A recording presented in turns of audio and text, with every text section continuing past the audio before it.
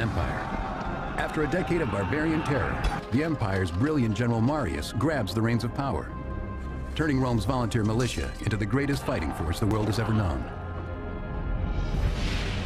Now, at the center of the Republic, a deadly revolt is brewing.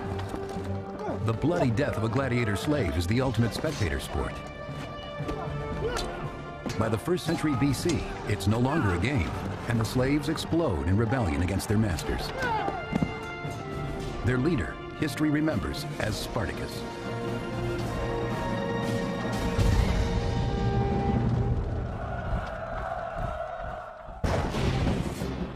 Rome's powerful army and philosophy of conquest have enriched the Republican territory, treasure, and slaves.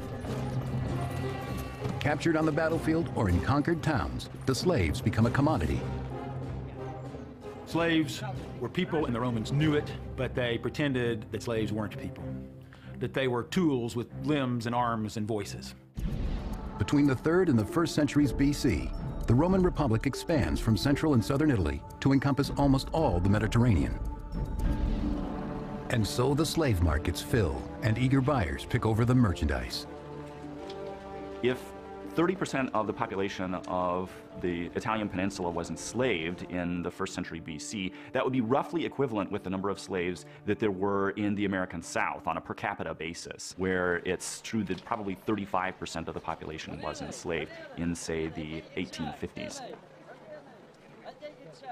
Slaves could be born into slavery, they could be sold into slavery from foreign countries, slaves could be captured in war. So there was a great variety of both of the ways that people got to be slaves, and also a great variety in the way that people lived as slaves.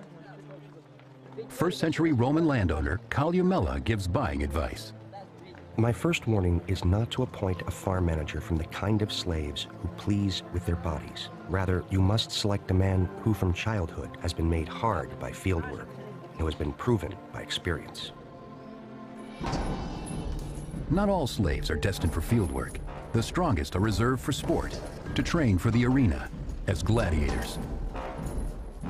These gladiators were very much professionals. They had professional trainers called lanistae who would prod them on just the way a football coach prods on his men, his team, to perform at their very best. They're rented out for people to put into shows, or they're sold to the person who's going to put on the show.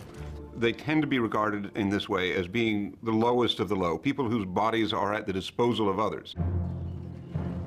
Gladiators could be either the top professional fighters in the most expensive entertainment of the time, or they could sometimes be condemned criminals forced to fight. Like championship boxers today, they would train really hard in a very dangerous sport, and then they would only fight a couple of times a year, because they were, of course, very expensive. Most of the gladiators' names will be lost to history, but posterity will record the feats of 2 of these men. One named Crassus, and the other Spartacus, a man born to lead. Spartacus was a foreigner, he wasn't a Roman, but he had served in the Roman army. But then something happened. We don't know whether he deserted, that's what some people say, or whether he was thrown out. Some stories are that he then became a very successful bandit on the highways. But eventually he was captured and forced to become a gladiator by the Roman authorities. Whether against his will, we can't say, but most likely he hated it. 2nd century biographer Plutarch. Spartacus not only possessed great spirit and bodily strength, but he was more intelligent and nobler than his fate. Whatever twist of fate brought Spartacus to slavery, it's clear he will not accept it idly. And Crassus will share his destiny.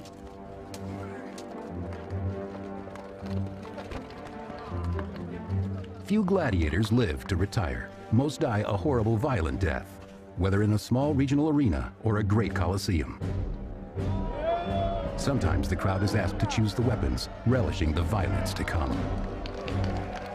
People were prepared to witness other human beings engaged in mortal combat before their very eyes, and this was tremendously exciting for them. By the late Republic, already people are becoming heroes for becoming gladiators, and they're able to attain some measure of status, at least some measure of popularity with the masses because of their abilities as fighters.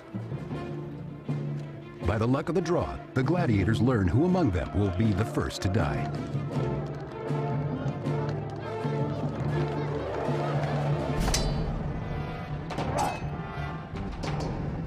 To add spice to the fight, gladiators usually are unmatched in terms of weapons and fighting styles. Whatever style they fight, their inadequate armor can't protect their lives. They had trained for months, years, so that they could use their particular weapons, having to get so close that they could see the spittle in their opponent's mouth, or they hoped the fear in his eyes. And the smell of blood would have been overwhelming. This was an excitement to the crowd. It was a sign to the gladiators that their very life was at stake.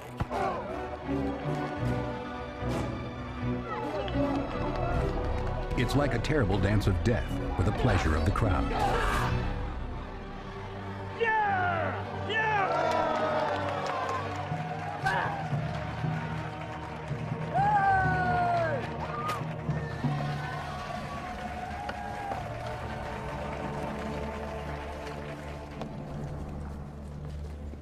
But in 73 BC, at the Ludus, or gladiator school, a group of trainees grows tired of taking orders from the Roman guards.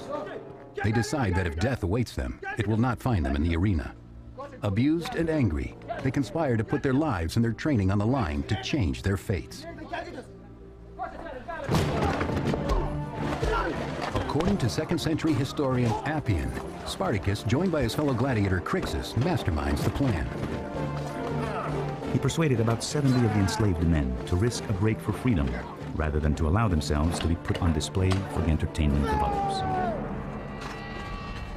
Spartacus became a great gladiator, but there was a fire burning inside him. Fire, I guess, resenting the loss of his freedom, fire desiring justice. And so Spartacus organized his fellow slave gladiators to break out and seek their freedom.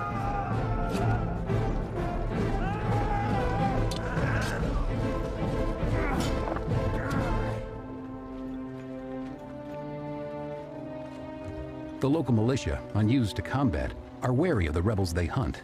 They've seen them in the arena. They know the kind of men they're facing.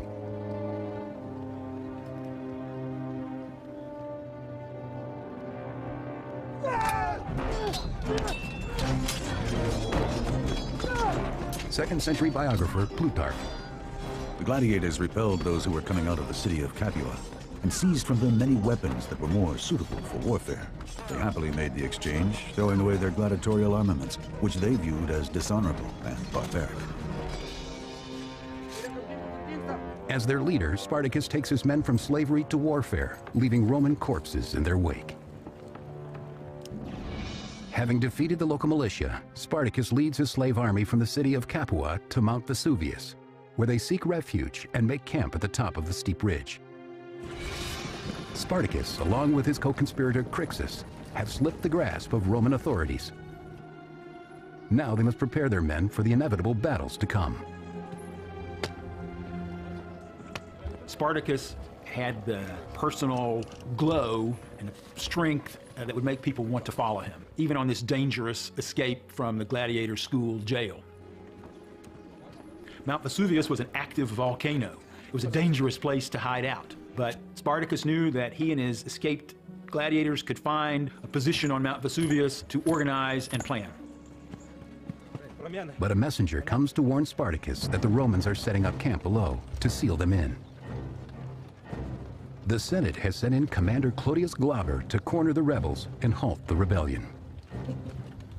He managed to push Spartacus and his sort of nascent group of rebels up onto the mountain into what seemed like a tight spot. And therefore, Clodius Glaber assumed he wasn't going to have any trouble crushing them on Mount Vesuvius. Plutarch chronicles the plan. Clodius ordered his soldiers to guard the one narrow and difficult access road that led up the mountain. All the other parts of the mountain were formed of steep precipices and could not be traveled. Spartacus and the escaped slaves' only way down is now blocked off. The siege has begun. In 73 BC, Spartacus and his comrade Crassus refuse to die in the gladiator ring. Together they lead a slave rebellion. But now the outlaws are trapped on southern Italy's Mount Vesuvius by Clodius, a Roman officer. High on the mountain, Spartacus and his men plot their brilliant escape, as chronicled in the 2nd century by Plutarch. The slaves cut off the useful parts of the vines and wove ladders out of them. They were strong and long enough so that when they were fastened at the top of the cliffs, they reached down as far as the level plain at the foot of the mountains. One of the things that's very interesting about the early phase of Spartacus's revolt is how he seems to know the terrain much better than anybody else does. Now, in part, this can be because herdsmen and other people who know the area around Vesuvius are joining in, they're sympathetic.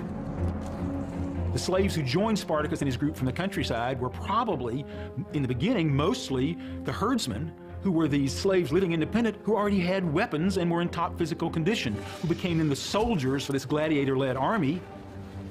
Spartacus and his ever-growing legion are able to rappel down the cliff, landing just beyond Clodius's camp.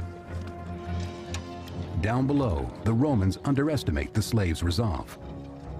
You've got to realize that the people who are chasing them look more like the Keystone Cops than Caesar's legions. These are guys who are not part of the regular military establishment. They're being led out by officers who aren't very good officers, who probably have very little knowledge themselves of the countryside because it's the area where they send their slaves. The Romans vastly outnumber the renegades, but the slaves' bold plot is a testament to their ingenuity, desperation, and their hatred of their Roman oppressors. And to the ultimate disgrace of the Roman army, these thousands of Roman soldiers and their commander are routed by this small band of gladiators who had attacked them from behind by climbing down the cliff on their ropes woven from vines.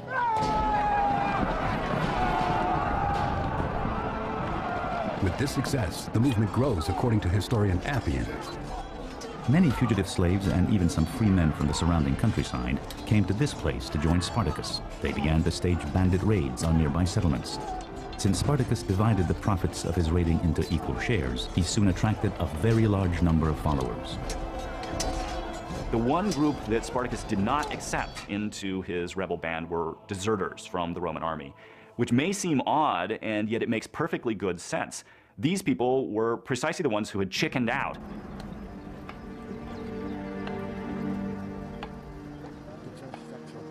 Second-century author Florus. The daily arrival of new recruits formed themselves into a regular army. They made rough shields out of branches covered with animal hides, and swords and spears by melting down and recasting their shackles from the slave barracks. What they cannot make, Spartacus and his men scavenge from the dead bodies. The amazing thing about the Spartacus revolt is that the slaves who are trained as gladiators very quickly retool themselves as soldiers, which doesn't mean they fight in precisely the same way that the Roman army does, but Spartacus himself, some sources say, had been a soldier. Throughout 73 BC, the rebels continue south, gaining in numbers and leaving Roman soldiers in defeat.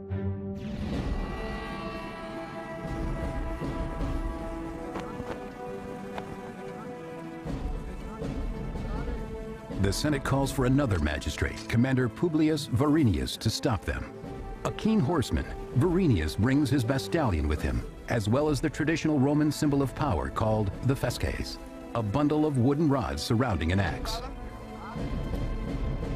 This symbolized the magistrate's power to use force to enforce order. Sticks to beat civilians or soldiers, the axe for capital punishment.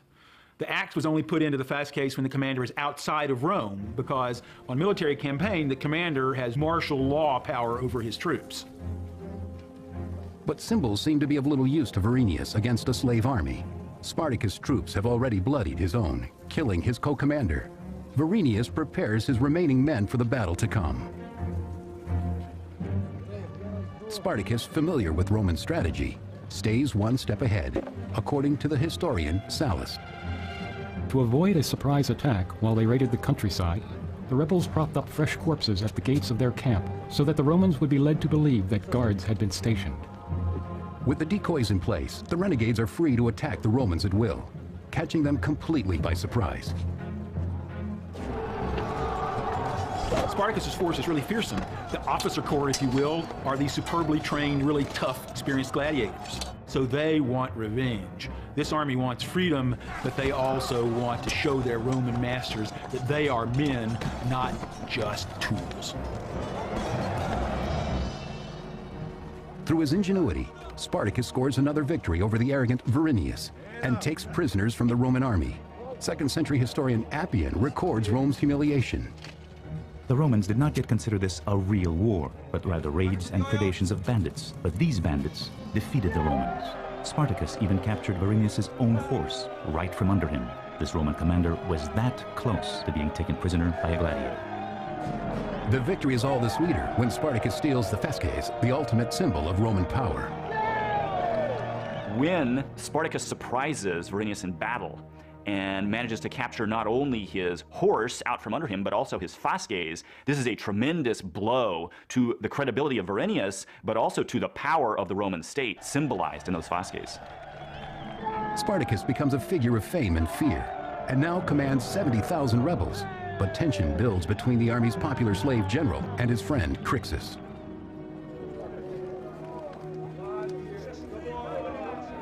So Spartacus was showing the Romans, I'm as good as a Roman.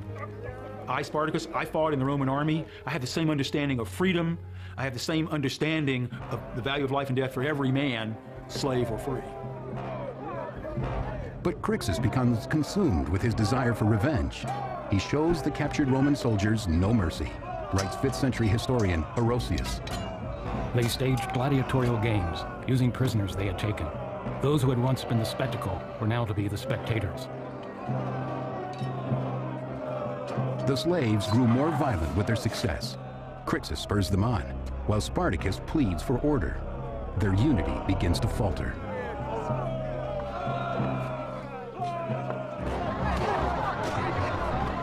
Then Crassus makes his move, unleashing the slaves' fury against defenseless Roman civilians. Historian Sallust describes what happens. The fugitive slaves immediately began to rape young girls and married women, killing those who tried to resist. Spartacus himself was powerless to stop them, even though he repeatedly begged them to stop.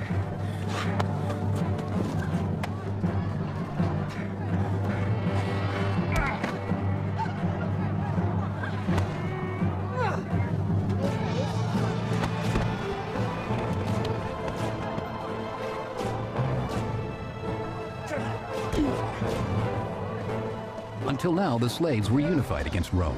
Now they begin to turn against each other. It's the moment the Romans have been waiting for. Southern Italy, 72 BC. The slave Spartacus and his army of rebels have managed to defeat and humiliate the Roman troops dispatched to stop them. But now, as his comrade Crassus exerts his own authority, the conflict is coming from within. At the slaves' makeshift camp, Spartacus makes plans to head across the Alps. But Crassus has ideas of his own, writes the historian Sallust. Crassus and his people wanted to march directly against the enemy in order to force an armed confrontation. Spartacus, on the other hand, advised a different course. Crassus openly challenges his friend's ability to lead. One of the things that's interesting about Spartacus's revolt is that he really doesn't seem to have had a plan. In the area that he is, he's got now probably tens of thousands of supporters, and he's got to move from area to area around Italy to make sure that everybody can eat. Impatient, Crassus abandons the slave camp, taking a faction of rebel soldiers with him. Spartacus is now left to lead his people alone. The two men strike different paths across Italy. With the slave army now divided, Rome prepares to strike hard. Consuls Lucius Gellius Publicola and Nacius Cornelius Lentulus meet to plan their strategy. The Romans simultaneously thought of the slaves as contemptuous subhumans, but also recognized that these slaves were tremendously successful in battle against themselves. So in many ways, this made it their worst nightmare that these slaves were defeating them over and over again on the battlefield. This untidy rebellion now looks more like an actual war, and it demands a serious battle plan.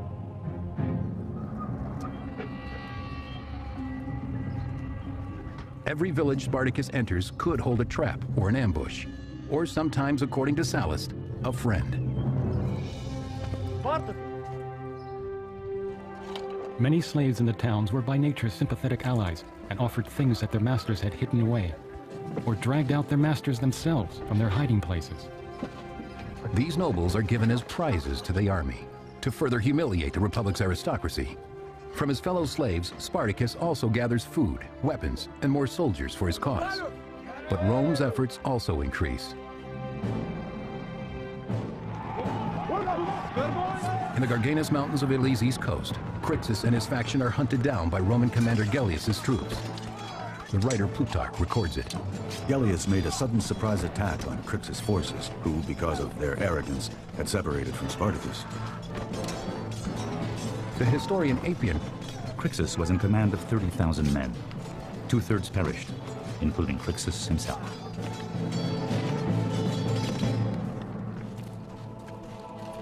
The Roman army scores its first major victory against the rebels, but the mastermind is still on the loose. The Romans don't linger on the killing field before heading out to crush Spartacus. Orchestrating a pincer movement, Roman commanders Gellius and Lentulus camp on either side of the mountain pass, waiting for their prey. But their simple strategy doesn't prepare them for an army of desperate slaves. One of the most important things about Spartacus' revolt was it broke out at a time when the best Roman armies weren't in Italy. They were in Spain or they were off in Turkey. The troops who were sent out against Spartacus had all been recently raised.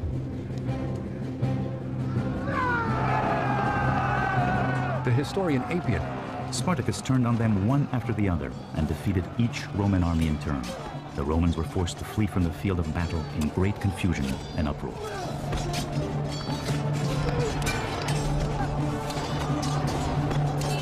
Roman officers faced a really formidable military challenge, and the Roman officer corps, not being professionally trained, was simply not up to the challenge. Once again, Spartacus has claimed victory over the Roman army. But this time, victory isn't enough. Spartacus demands blood vengeance for the death of Crassus. He sacrifices 300 Roman prisoners. He begins to develop into this massively anti-establishment figure, celebrating his defeat of Roman magistrates, executing Roman prisoners, destroying the property of the rich in the countryside, providing an alternative, really, to the current regime, and that's where he draws his strength. With this victory, Spartacus's army has the chance to escape Italy for freedom. But instead, the men choose to remain in the empire they so despise. It's not entirely clear why Spartacus's forces turned back from the north of Italy. They had enjoyed success to the point that they were sort of drunk with it, and they wanted to go on. And rather than leave, go home, settle back down to whatever life it was that they had enjoyed before their captivity, they wanted to continue to fight. His forces make their way south to the city of Thurii, where they set up a base of operations. In the third year of the slave rebellion, Rome finds itself helpless. The Senate calls upon Marcus Licinius Crassus, a wealthy nobleman who loves glory almost as much as he loves money. He wanted to be at the top of Roman society, and that required winning military victories.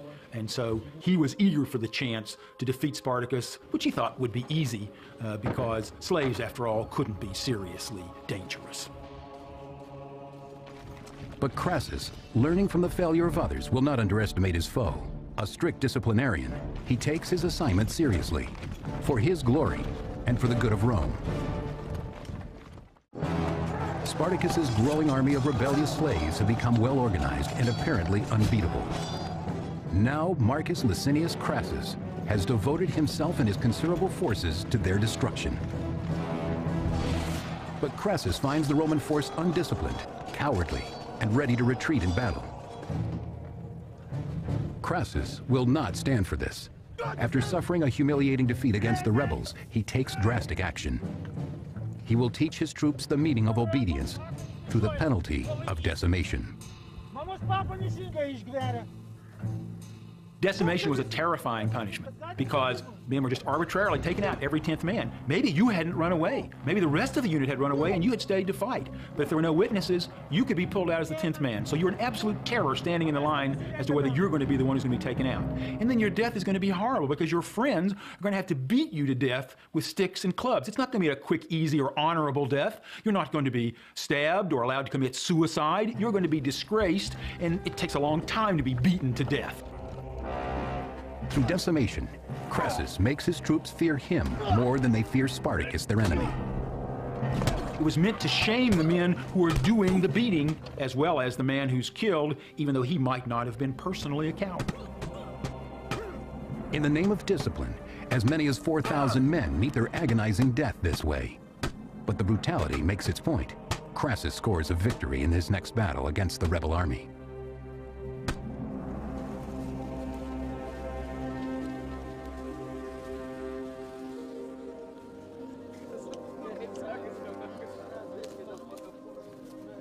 Unlike Spartacus's earlier opponents, Crassus was a really experienced soldier.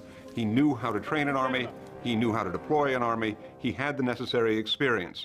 And now, for the first time, Spartacus is confronted with an actual Roman general, not a politician who's leading out an inexperienced group of men. The forces engage, a highly trained and able Roman army against a band of desperate, violent rebels. With Crassus in the fray, the balance has started to tip against Spartacus.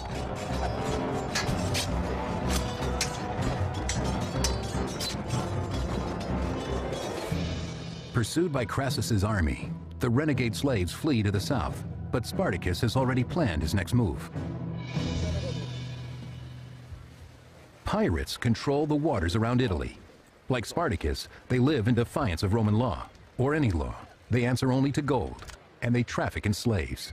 Spartacus sends messengers to negotiate with them. Spartacus tried everything to get his men out of Italy to safety. Finally, in desperation, he made a deal with the devil, with the Cilician pirates. Cilicia is a part of what is today Turkey.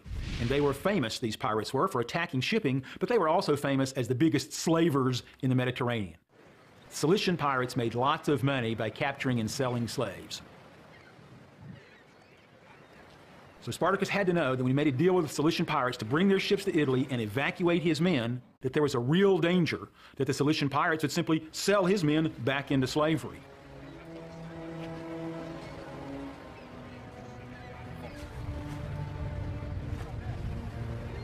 He probably had in mind crossing over into Sicily and occupying the island, almost taking it over as a new territory, a new state where these rebels would be able to face Rome on their own terms.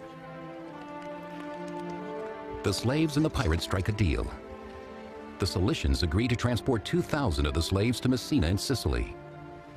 Spartacus hopes to expand his rebellion while eluding Crassus's troops.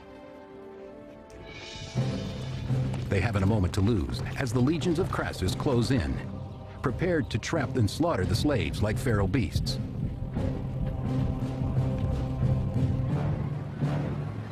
Ahead of the Romans, Spartacus and his horde arrive at the tip of Italy and find no ships.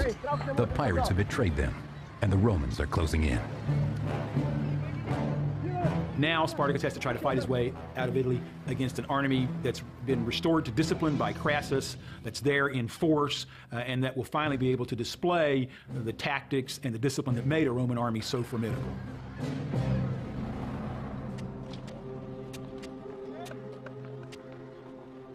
Crassus plays it smart. He knows the strength of Spartacus's forces. He also knows time is on his side. He'll starve the rebels out by walling them in, writes Plutarch. This great and difficult work he perfected in a space of time short beyond all expectation. Making a ditch from one sea to the other, over the neck of the land, and above it built a wonderful high and strong wall. Crassus is a fully modern Roman general who, among other things, knew how to use field fortifications, and that's what we see him doing with Spartacus. The project, 35 miles long, up to 15 feet high, is immense. 2nd century biographer Plutarch. When supplies began to run out and Spartacus wished to move off the peninsula, he recognized the impediment formed by the wall. Spartacus is forced inland, and yet every attempt to move north is rebuffed by the wall. After 3 years on the rampage, the rebel forces have been caged. But the Senate, which ordered Crassus to bring a quick end to the rebellion, is tired of waiting for results, according to historian Appian. When the Romans learned of Crassus's siege tactics, they thought it unworthy that this work against the gladiators should be prolonged. A messenger arrives at Crassus's camp, carrying infuriating news from Rome. The Senate has lost faith in him and turned the task over to his greatest rival. The talented General Pompey the Great is returning from Spain a hero, having crushed a bloody uprising there. He is ordered to bring the slave rebellion to its overdue conclusion. Pompey was probably one of the best generals that Rome ever had. And Pompey was, like Crassus, highly ambitious and had more of a military reputation than Crassus. He has an enormous knack for the theatrical. He has a way of projecting his image around the Roman world. He has a sense of PR that, quite frankly, other politicians of his time don't have. Now he's off to vanquish Spartacus and rob Crassus of glory. But not if Crassus can beat him to it. They are two dogs after the same fox. 71 BC, abandoned by the pirates in Lower Italy, the survivors of the Spartacus slave revolt find themselves walled in by General Crassus's troops. And now comes the great General Pompey, a new threat to Crassus's honor and Spartacus's life. Spartacus is on the move again, having broken the siege that Crassus had so carefully set. Appian chronicles his escape. He staged sudden, small-scale attacks on his besiegers, at selected points, hitting them suddenly and sharply. He crucified a Roman prisoner as a visual demonstration to his own men of what would happen to them if they did not win. As the rebels move stealthily through the countryside, Spartacus and his army find their peril has doubled, as word comes that Pompey is also in pursuit. Pompey had already developed something of a reputation for being a cleanup guy. He would show up at the end of a lengthy, grueling, hard slog, so to speak, and walk away with the glory for having brought it to a close. As Pompey draws closer, Crassus becomes more frantic to crush the rebellion before he arrives. Spartacus, hemmed in against the coming onslaught, sends a messenger to Crassus offering a truce. Spartacus remains confident, waiting for word back from Crassus. He's sure the Romans are ready to listen, though the rebels keep their swords sharp. Spartacus tries to negotiate with the Roman leaders because Spartacus sees himself as a free man. That's the way he had started life. And Spartacus ran his army like a Roman army, as if he had the same honor as his opponents, the Romans. But when his messenger returns, it's clear that the Romans don't see Spartacus that way. He is a slave and an enemy. With the negotiations a failure, the day that Spartacus is dreaded is here. Even if he beats Crassus in battle, Pompey will be following right behind. Spartacus can't withdraw. He can't surrender. 2nd century biographer Plutarch.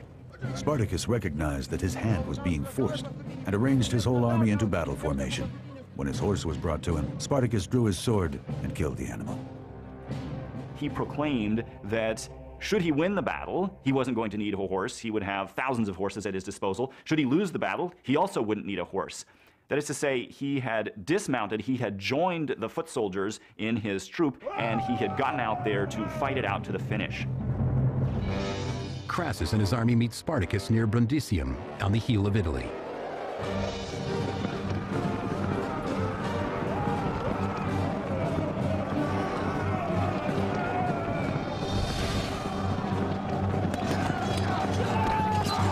And so the battle begins. 3 years of revolt have led up to this one decisive match between Crassus and Spartacus, the largest confrontation between two strong armies.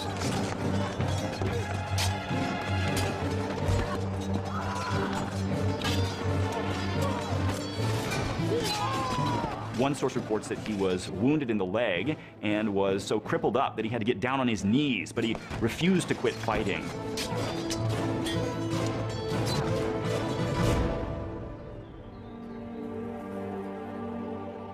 According to historian Appian, the killing was on such a scale that it was not possible to count the dead.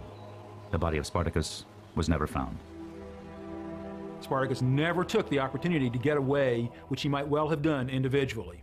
So Spartacus was a man who showed that he had a sense of honor at least as deep and as sincere as that of any Roman who'd never been a slave. Crassus pursues the survivors, killing all he can find, except 6,000, whom he captures and crucifies along the main road to Rome. They were crucified, spread out at about 30 to 40 feet each, one by one, for 125 miles. So you can imagine the stench and the disgusting sight that anyone would have had traveling that road.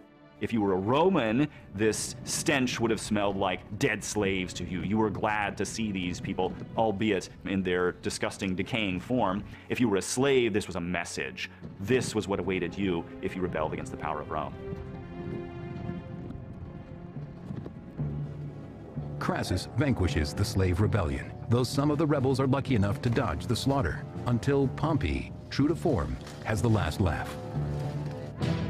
Pompey managed to show up just in time to chase down the 5,000 or so gladiators who managed to escape this combat, this big battle, and he captured or killed the remaining ones. Then, according to Plutarch, Pompey makes sure he receives all the credit. Pompey then wrote to the Senate that although Crassus had defeated the gladiators in battle, Pompey had extinguished the war to its very roots. Pompey's career is very interesting. In fact, Pompey at one point was accused of being a vulture. He was feeding upon other people's roadkill. The Romans rush to put this ugly slave rebellion behind them. When it's over, Pompey receives a triumph, the highest Roman honor, for his work fighting enemies in Spain. Crassus receives merely a minor commendation for his efforts against the common slaves who terrorized Italy. Though the end of Spartacus in 71 BC marks the end of the slave rebellions in Rome, slavery continues to bolster the economy of the awakening empire. But the lessons of the revolt aren't lost on the Romans. Spartacus in the Roman imagination becomes almost the equivalent of an Osama bin Laden. He's a frightening figure who's out there. He remains a threat even when you can't see him, and you're afraid that there will always be another one coming up behind him. The Romans realized from this slave revolt that they had to keep their army in tip-top shape. This might have been the time when Romans first began to think, maybe we need a professional standing army to keep us safe at home, as well as to protect us against foreign invaders. But even a mighty empire can't defend itself forever. Long after it withers away, the story of a single man who stands against it still endures. Spartacus survives in legend down to the present. He's been a culture hero for people who are repressed, for people who are downtrodden, right up to the modern age. But while the empire reigns, it belongs to the powerful. Next, on Rome, rise and fall of an empire, Pompey and Crassus lay their rivalry aside to join forces with a rising political star, Julius Caesar. Caesar launches a brutal war on the barbarians of Gaul. Towering ambition threatens to rip the Republic apart.